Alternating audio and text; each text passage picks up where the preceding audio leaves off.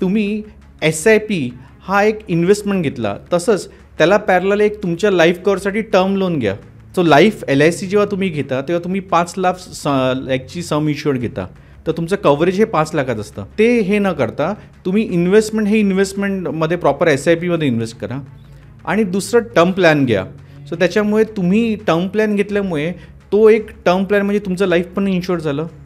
दोन्ही product mix केले तर ना तुम्हाला इन्व्हेस्टमेंट मिळतं, ना तुम्हाला रिटर्न्स मिळतात, ना तुम्हाला इन्शुरन्सचं प्रॉपर अमाऊंट मिळेल. तिसरी गोष्ट जी इम्पॉर्टंट, जी आधी खूप होती, LICमध्ये लोक म्हणायचे की मला टॅक्स बेनिफिट मिळतो.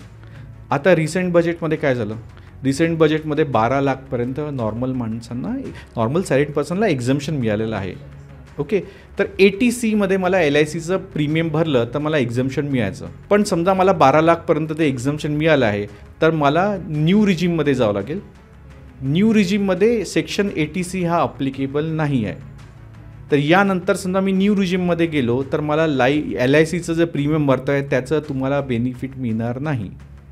सो LIC स्टार्ट करायची आहे आणि तुम्हाला त्याच्यातून तुम्ही विचार करता की माझी वेल्थ क्रिएट होईल, ती होणं खूप डिफिकल्ट आहे.